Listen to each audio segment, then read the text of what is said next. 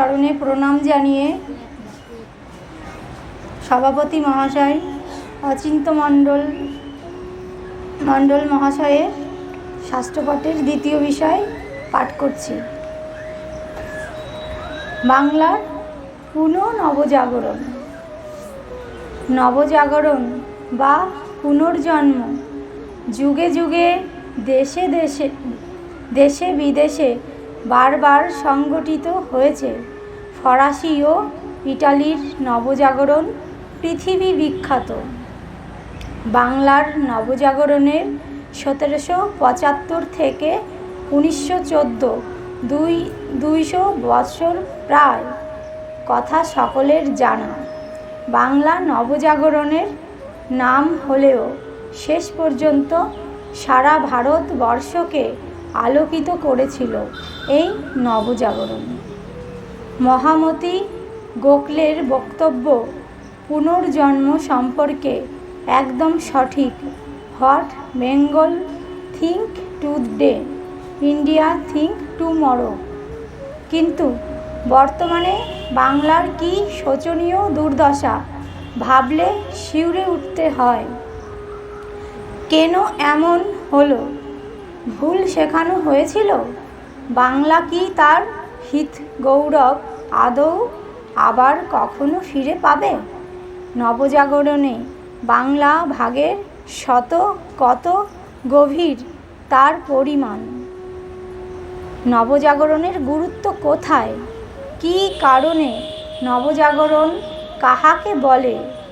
শিল্প, সাহিত্য, বিজ্ঞান, নতুন ভাবধারার প্রভাব পড়ে ধর্মের উপর সৃষ্টি হয় এক উদার যুক্তিশীল নতুন চেতনার, যার মধ্যে দিয়ে সভ্যতা মধ্যযুগ থেকে আধুনিক যুগে প্রবেশ করে।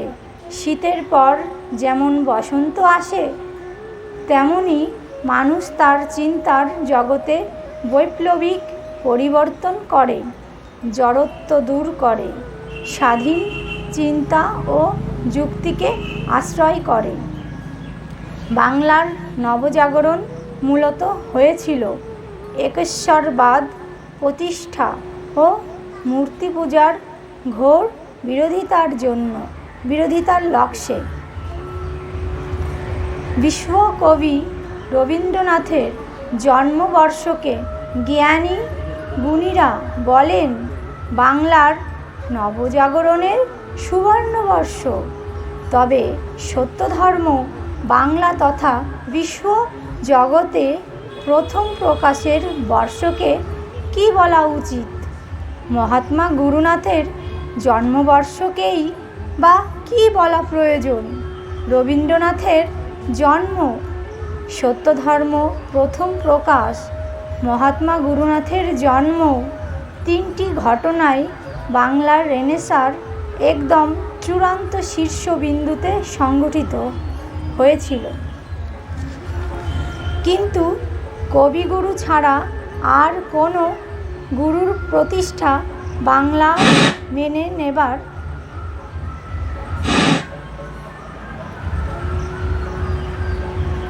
নেবার শক্তি বা সমতা কোনোটাই ছিল না বাংলার নবজাগরণের। এই কারণে বেশিরভাগ মানুষ সত্য ধর্মের কথা বা মহাত্মা গুরুনাথের কথা জানেন না। এখান থেকে সুস্পষ্ট বোঝা যায় বর্তমান বাঙালি কেন তার পুরানো গৌরব হারিয়েছে।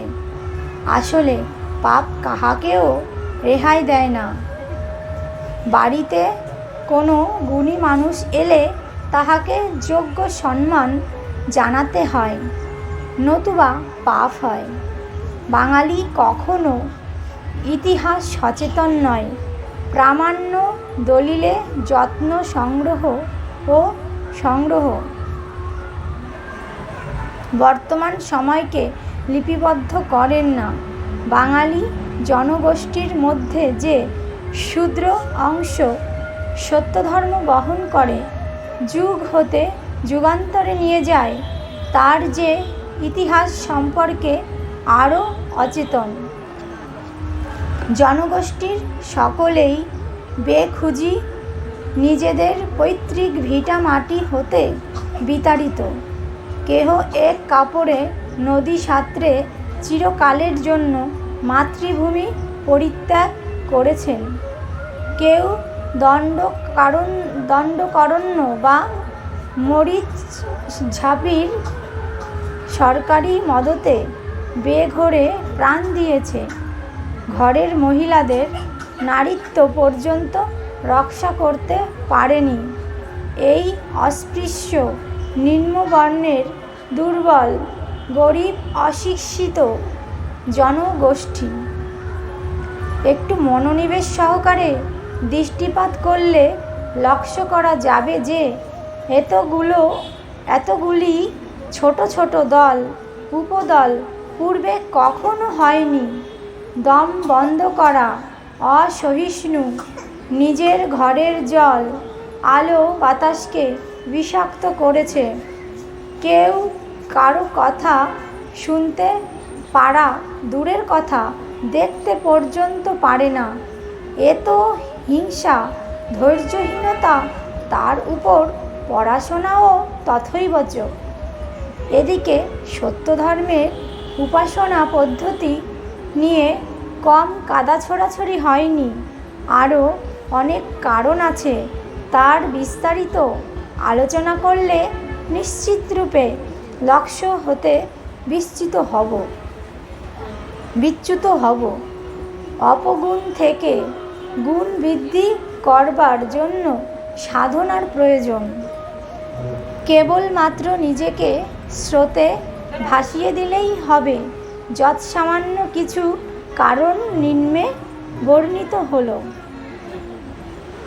প্রকৃতপক্ষে কেবলমাত্র গুটি কয়েক গুরু ভাই বোনদের মধ্যে দৃষ্টিগণ্ডিবদ্ধ রাখলে আমাদের এই লেজে গোবরে অবস্থা হতে উত্তরণ হওয়া তো দূরের কথা, বাইরের বিশ্ব জগতের সাপেক্ষে নিজেদের অবস্থান পর্যন্ত সঠিকভাবে বুঝিয়ে উঠতে পারব না।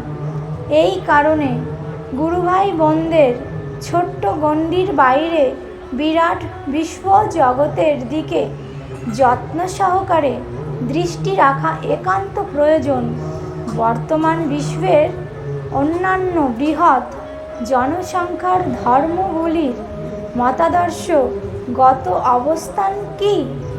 তাহাদের অন্তঃসম্পর্কে আন্তরিকতার তলানি ও তীব্র দ্বন্দ্বের ধর্মীয় কাঠামোগত অবস্থান কি? ধর্মীয় রাজনৈতিক অভিমুখ কোন দিক নির্দেশ করছে? বোঝাবুঝি পরিষ্কার করতেই হবে, নতুবা সত্যধর্ম প্রচার হবে না, বরং ভীষণ বাধাপ্রাপ্ত হবে।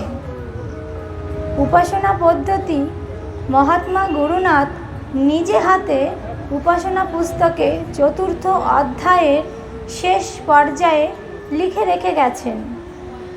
তৎসত্ত্বেও অন্ধের মতো আমরা গুরুদেবের লেখনী অমান্য করে বিষয় বিশেষ বাদ দিয়ে উপাসনা শুরু করি। নিজেদের আত্ম-উন্নতি রুদ্ধ করলাম।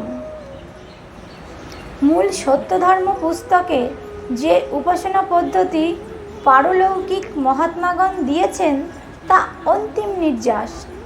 ওই উন্নত পর্যায়ে পৌঁছাইতে প্রথমে উপাসনা পুস্তকে গুরুদেব লিখিত উপাসনা পদ্ধতি অনুসারে ক্রমোন্নতি করে অবশেষে সত্যধর্ম পুস্তকে পারলৌকিক মহাত্মাগণ দ্বারা উল্লেখিত উন্নত উপাসনা পদ্ধতিতে পৌঁছানো সম্ভব। এই কারণে মহাত্মা গুরুনাথ সাধারণের জন্য যে উপাসনা পদ্ধতি উপাসনা পুস্তকে লিখে রেখে গেছেন তা বাদ দিয়ে উন্নতি অসম্ভব। মাটির কাছাকাছি তৃণমূল স্তরে জাতপাত একটি ভীষণ বিরক্ত নোংরা বিষয় হওয়া সত্ত্বেও শ্রেণীবিভাগ সত্য শাশ্বত ও আত্মোন্নতি পরিমাপক, তা পূর্বে আমার কাছে স্বচ্ছ ছিল না।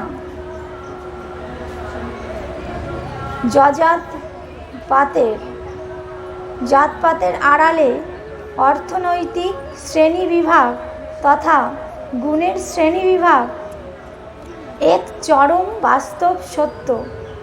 ব্রাহ্মণ কায়স্থ, বৈশ্য ও শূদ্র অর্থাৎ হিন্দু ধর্মের ব্রাহ্মণ্যতাবাদ সত্য ধর্মেও স্বীকার করে। পার্থক্য এইটুকু যে হিন্দু ব্রাহ্মণ্যতাবাদ সাকার স্থূল বংশবাদী, কিন্তু সত্য ধর্মে জাতপাত নিরাকার পূর্ণ গুণে প্রতিষ্ঠিত। তথাকথিত বংশবাদী ব্রাহ্মণ গুণহীন হলে অস্পৃশ্য হবে, বিপরীতে মুচি গুণে উন্নত ব্রহ্মদর্শী হলে তিনি প্রকৃত মর্যাদা সম্পন্ন ব্রাহ্মণ হবেন। এই হচ্ছে প্রকৃত সত্য ধর্ম। সর্বশক্তিমান পরমপিতার নির্দেশ এই যে আপাতত নিম্ন শ্রেণীর মধ্যে দিয়ে সত্য ধর্ম প্রচারিত হবে। মহাত্মা গুরুনাথ গৈলা নিবাসী বৈকুণ্ঠ দাস মহাশয়কে চিঠিতে লিখেছিলেন যে নমশূদ্র সম্প্রদায়ের একজন শীঘ্রই সত্য ধর্মে আসিবে, যার দ্বারা সত্য ধর্মের প্রভূত কাজ হবে। তিনি হলেন স্বয়ং মহাত্মা নিবারণ। সমাজের নিম্নস্তর হতে সংস্কার শুরু করতে হয়, এটাই পরমেশ্বরের বিধান। প্রকৃতপক্ষে সত্য ধর্মের আবিষ্কারক ছিলেন প্রেমবৃত্তের মোট 19 জন সদস্যের মধ্যে 5 জন উচ্চবর্ণের মানুষ। এটাই বাস্তব সত্য যে কোনো নিম্নবর্ণের মানুষ ওই প্রেমবৃত্তের স্থান অধিকার করে নেবার যোগ্যতা অর্জন করতে পারেননি। এতে নিম্ন নমশূদ্র সম্প্রদায়ের বিন্দুমাত্র হীনমন্যতার কোনো কারণ নেই, কারণ উহার প্রতিকার স্বরূপ সর্বশক্তিমান আমাদের সত্য ধর্ম প্রদান করে কৃতার্থ করেছেন।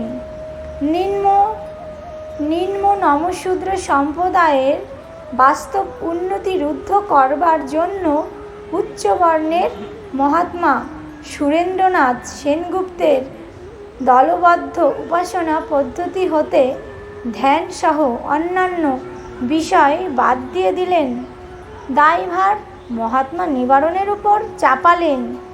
এইরূপ ভয়ঙ্কর হিংস্র জাতি বিদ্বেষ পৃথিবীতে এক বিরল ঘটনা। এই সময় হতে সত্য ধর্মের অবক্ষয় শুরু হলো। বেন্দা গ্রামের যে গৃহে মহাত্মা গুরুনাথ শেষ দিন পর্যন্ত বসবাস করেছিলেন, অধিকাংশ গুরুভাই বলেন ওই গৃহভিটাই গুরুদেবের জন্মভূমি। না, এ তথ্য সম্পূর্ণ ভুল। সাধু রামনাথের জীবনে আত্মীয়দের অত্যাচারে বাধ্য হয়ে পৈতৃক ভিটামাটি ছাড়ে রাস্তায় ঠাঁই নিলেন।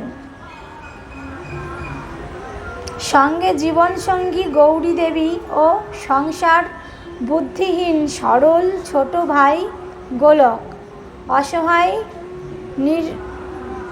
নির্বান্ধব মহাত্মা রামনাথকে সাহায্যের হাত বাড়িয়ে দিলেন ওই একই বেন্দাগ্রাম নিবাসী মহান মদনমোহন দাশগুপ্ত মহাশয়।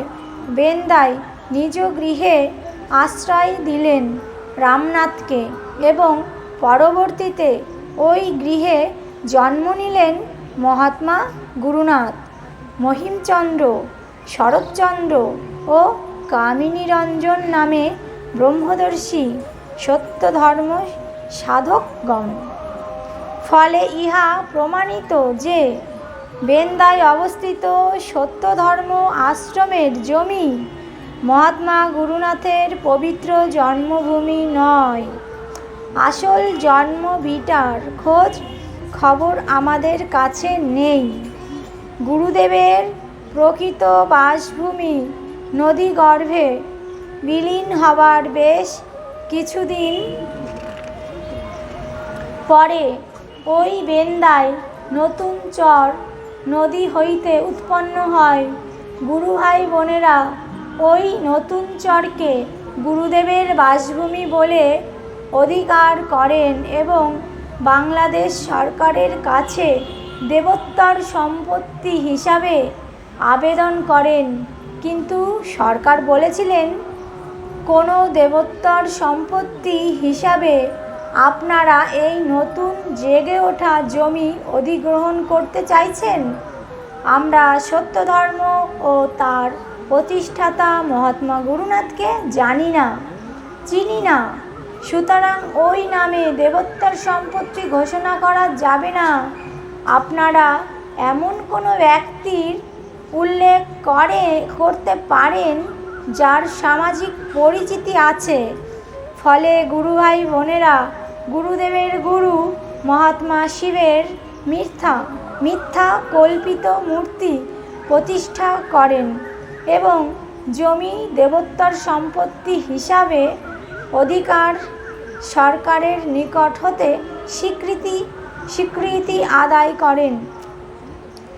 সুতরাং বলা যায় যে বেন্দায় প্রতিষ্ঠিত আশ্রম আসলে মিথ্যাকে আশ্রয় করে প্রতিষ্ঠিত হয়েছে।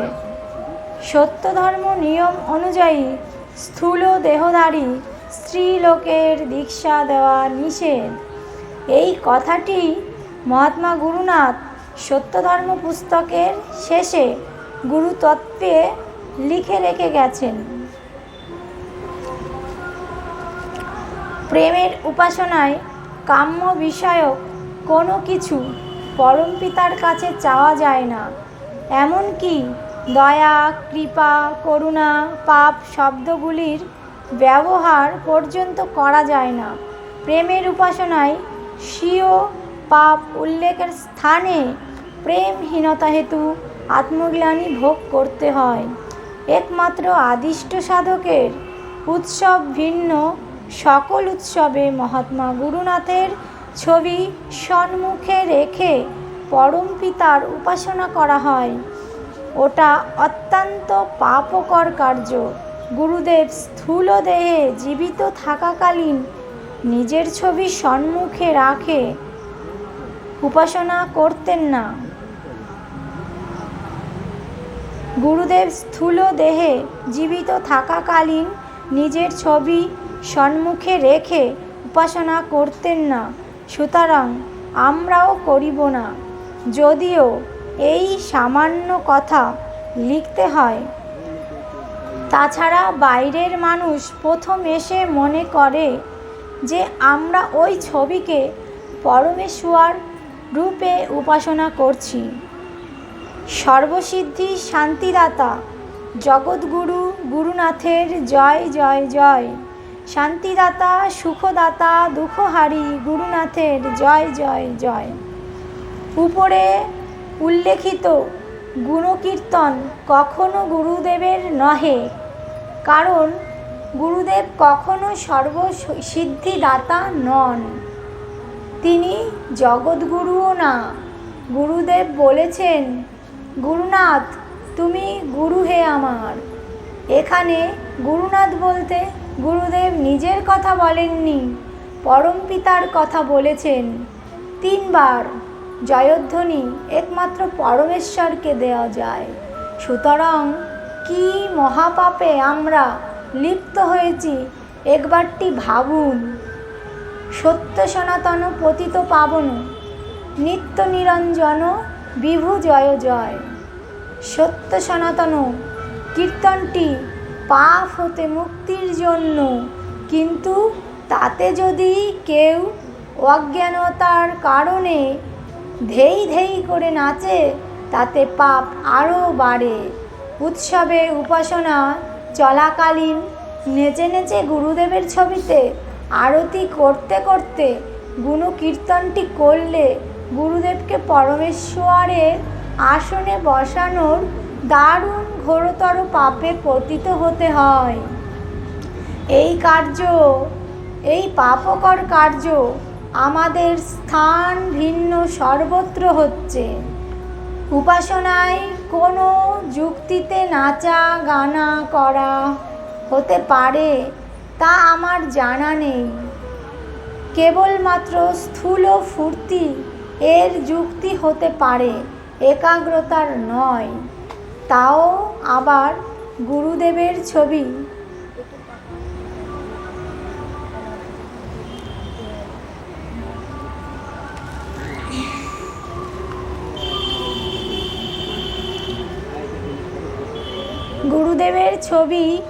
আরতি করতে করতে তোমরা আমাকে পরমেশ্বর জ্ঞানে কখনো পূজা করো না, করিলে তোমাদের ঘোরতর পাপ হবে। এর পরেও কখনো আমরা গুরুদেবের ছবি সামনে রেখে পরমপিতার উপাসনা কিছুতেই করতে পারি না।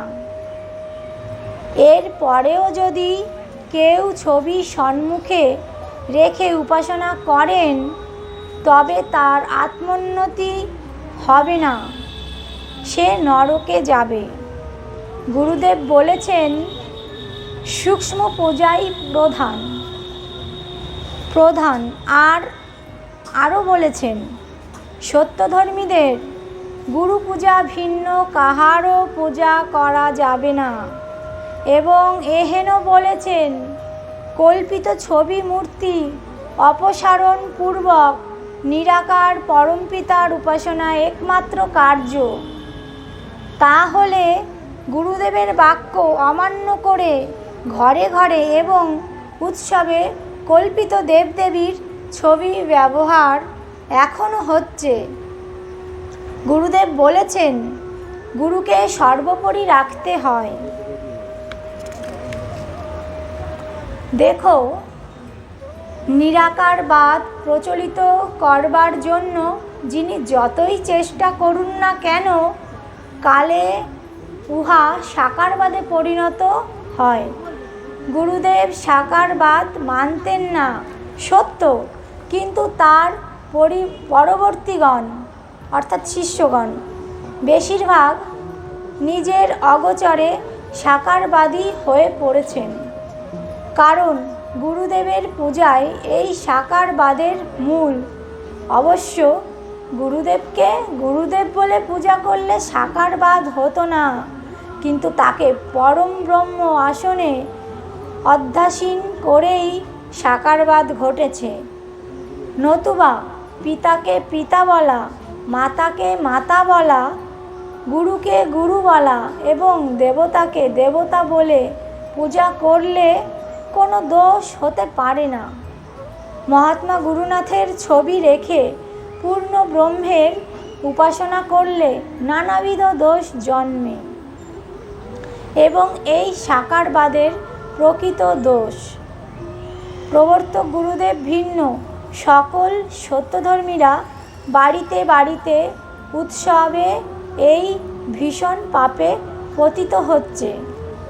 উপাসনাই বল, উপাসনাই শক্তি। উপাসনা ব্যতীত সত্য ধর্মে থাকবার আর কোনো উপায় নেই। পারলৌকিক মহাত্মাগণ বলেছেন যে সত্য ধর্মে কেবলমাত্র থাকতে হলে 3 ঘন্টা 180 মিনিট উপাসনা করতেই হবে। সেখানে কেউ যদি উপাসনার সময় সংকোচন করে মাত্র 1 ঘন্টা 40 মিনিট বা 100 মিনিট করেছেন, এমন উপাসনা ও গুরু পূজা একসাথে করে সময় কাটানোর এক কায়দাকর জগা খিচুড়ি সৃষ্টি করেছেন, সত্য ধর্ম মুছে ফেলবার চমৎকার উদ্যোগ গ্রহণ করেছেন। তাহলে অবিরাম শাস্ত্র পাঠে ভুল ব্যাখ্যা করে সত্য ধর্ম হতে মানুষকে দূরে সরিয়ে দেওয়া হয়েছে। এতদিন কেউ সাহসিকতার সঙ্গে বলেননি যে সত্যধর্মীদের মিথ্যা কাল্পনিক দেবদেবীর ছবি মূর্তি পূজা করা নিষিদ্ধ। দেবদেবীর মূর্তি দর্শন তো দূরের কথা, প্রণাম পর্যন্ত করা নিষেধ।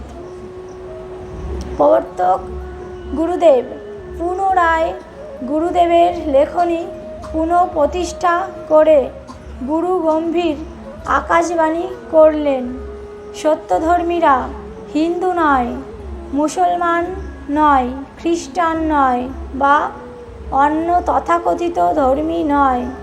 সত্যধর্মীরা হলেন সত্যেষ্ট, কারণ সত্য যাহার একমাত্র ইষ্ট তিনিই সত্যেষ্ট। যেমন যে কোনো সত্য ধর্মাবলম্বীগণ ধর্ম শব্দ যুক্ত করে তাদের পরিচয় ব্যক্ত করেন না। কোনো স্ত্রী দীক্ষা প্রদান করলে তাকে আমরা গুরুদেবই বলবো, কিন্তু তার স্বামীকে কি গুরুদেব বলবো? সুতরাং গুরুদেবের স্ত্রীকে গুরুমা বা গুরুদেবী বলা যায় না, বললে পাপ হয়। ইদানিংকালে বাংলাদেশ হতে নাম ও দীক্ষা এক বলে প্রচার চলছে। এটা কালিদাসের গাছের ডাল কাটবার ন্যায় নির্বুদ্ধিতার পরিচয় বহন করছে। দীক্ষা একমাত্র একত্বপ্রাপ্ত ব্রহ্মদর্শী সাধক প্রদান করেন। নাম যে কেউ সত্যধর্ম গ্রন্থ হতে দিতে পারে তা বোধ হয় জানা নেই। ইংরাজি 2011 খ্রিস্টাব্দের একদম শেষ দিকে কল্যাণী শিশির উৎসব চলছে। উৎসব প্যান্ডেল গুরু ভাই বোনদের সমাগমে পরিপূর্ণ। খণ্ডিত ভারতবর্ষে তখনও কংগ্রেস পার্টির শ্রী মনমোহন সিং প্রধানমন্ত্রী পদে টিমটিম করে জ্বলছে। আর ঠিক সেই সময়ে দেশ বিদেশে চিন্তার জগতে একটি মহাপ্রলয় ও আলোড়ন চলছে। ধর্ম, সমাজ, সভ্যতা, সাহিত্য, রাজনীতি, শিল্প, সংস্কৃতি, বিজ্ঞান, স্বাস্থ্য, শিক্ষা সব কিছুতেই মানুষ নতুন করে ভাবছে। ভারত প্রতীক, ভারত আত্মা, ভারতের নব জাগরক রাজর্ষি রামমোহন রায় হিন্দু ধর্মকে আর্য বেদান্ত প্রতিপাদ্য ধর্মের উপর প্রতিষ্ঠিত করে ব্রাহ্ম ধর্ম প্রতিষ্ঠা করেছিলেন। কিন্তু তবু চতুর্দিকে নতুনে পুরাতনে তীক্ষ্ণ হিংসা প্রকট হয়ে বিশাল হা করে বিশ্ব মানব সভ্যতাকে গিলতে উদ্যত হয়েছে। ধর্ম জগতে যেন এক মহা সন্ধিক্ষণের সম্মুখে উপস্থিত। দর্শন ও বিজ্ঞানের চিরকালের দ্বন্দ্ব ক্রমে উগ্রমূর্তি ধারণ করেছে। আধুনিক ভারতের জ্ঞান বিজ্ঞান পরিপুষ্ট মানুষ উদার মতাদর্শের সঙ্গে প্রাচীন ধর্মের বিরোধ চলছে। সত্য ও ধর্ম পিপাসু মানুষের চিত্ত সত্য ধর্ম লাভ করবার জন্য ব্যাকুল ও উন্মুখ হয়ে আছে। আর এই ধর্মের মহাসন্ধিক্ষণে সত্যযুগ প্রবর্তক মহাত্মা গুরুনাথ ধরাধামে অবতীর্ণ হয়েছিলেন। নরনারীর এত আকুতির ফলে সর্বশ্রেষ্ঠ একমাত্র সূত্র তথা মতাদর্শ যা সত্যধর্ম নামে পরিচিত, সত্যধর্ম নামে পরিচিত তা বিশ্ব জগৎ প্রাপ্ত হল। মানব জাতির এ অপেক্ষা সুখের ও আনন্দের প্রাপ্তি আর হতে পারে না। অথচ আমাদের 48 বৎসরের ব্যর্থতার কারণে সত্যধর্ম প্রচারের উদ্দেশ্য সফল হয়নি। ফলে মহাত্মা নিবারণের মৃত্যুকাল হইতে 2011 খ্রিস্টাব্দ পর্যন্ত দীর্ঘ 48 বৎসর যাবৎকাল কোনো আদিষ্ট সাধক সত্যধর্মে আবির্ভূত হননি। সত্যধর্মের মূল থিওরি বা সূত্রের কাজ মহাত্মা গুরুনাথ করে গেছেন, কিন্তু বর্তমান আদিষ্ট সাধক সত্যধর্মের বাস্তব হাতে নাতে স্থূল প্র্যাকটিক্যাল বা প্রচারের কাজ করেছেন। এই কারণেই তিনি এত রুক্ষ, কঠোর সত্যবাদী। এর কারণ এই যে তিনি সর্বপ্রথমে কঠোর সত্য গুণে একত্ব প্রাপ্ত হয়েছেন, অর্থাৎ ব্রহ্ম দর্শন করেছেন। আদিষ্ট সাধক এই কারণে প্রখর রৌদ্রই হোক আর মুষলধারে বৃষ্টিই হোক অথবা কনকনে তীব্র শীতই হোক, তিনি কঠোর সত্য গুণে নির্ভর করে কঠোর পরিশ্রমে নাঙল নিয়ে মাটি চাষ করে মাঠে নেমে পড়েছেন তৎক্ষণাৎ। সত্যধর্ম মতাদর্শ অনুযায়ী অধিবেশন ও উৎসব এক নহে। উৎসব ক্ষেত্র হল অবারিত দুয়ার। উৎসবে প্রবেশ অধিকার কারও নিষেধ নয়, কিন্তু অধিবেশন তা নয়। গুরুদেব জীবিত থাকাকালীন তিনি অধিবেশন করতেন। অধিবেশন 15 দিন হতে শুরু করে সর্বোচ্চ 30 দিন পর্যন্ত হতো। বর্তমান প্রবর্তক গুরুদেব ঈশ্বর রণজিৎ হালদার 1.5 বৎসর ধরে বিভিন্ন সাপ্তাহিক ও উৎসবে জোর দিয়ে বলতেন, গুরুদেব 3টি 1 মাসের অধিবেশন করবার জন্য আদেশ করেছেন, কিন্তু কোথায়, কখন, কিভাবে হবে তা কিছুই জানি না। সৎসতীগণ শুনে তাহাদের মাথায় বজ্রাঘাত হলো এবং তারা এই উদ্ভট গল্প একদম বিশ্বাস করলেন না। চন্দন বলেই বসল, প্রবর্তক গুরুদেব, আপনি একা একা অধিবেশন করবেন, আর কেউ আসবে না। সভাপতি বললেন, অসম্ভব। আমি অফিসে 30 দিনের ছুটি তো দূরের কথা, 1 দিনের ছুটি পর্যন্ত পাই বহু কষ্ট করে।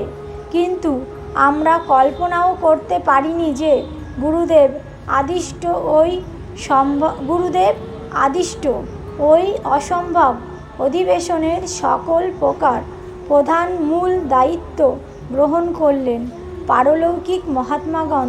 সুতরাং অধিবেশন বর্তমানে মধুৎসব হতে 69 দিন সুন্দরভাবে সুসম্পন্ন হচ্ছে এবং গুরুদেবের অমোঘ দৈববাণী অনুসারে 90 দিন পর্যন্ত চলবে।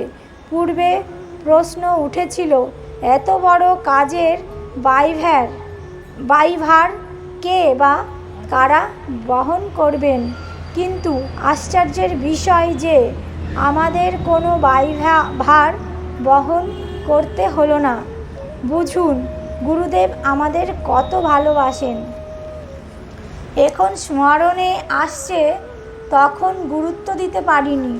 প্রবর্তক গুরুদেব কেন ঘণ্টার পর ঘণ্টা গুণ বেছে বেছে বহু সংখ্যক গুণের উপাসনা নির্ধারণ করেছেন আর মৃদু হেসে বলেছিলেন, আমার ইচ্ছা 150টি গুণের উপাসনা চূড়ান্ত করব। কতটা পারব বলতে পারি না। এখন বুঝতে পারছি এ সবই গুরুদেব আদিষ্ট 1 মাসের অধিবেশনের উদ্দেশ্যে পূর্ব পরিকল্পিত রূপ করা হয়েছে এবং সেই মহান অধিবেশন এখনও অবিরাম ধারায় চলেছে। যখন এই লেখালেখি শুরু হয়েছে। ঈশ্বর গুরু প্রণাম।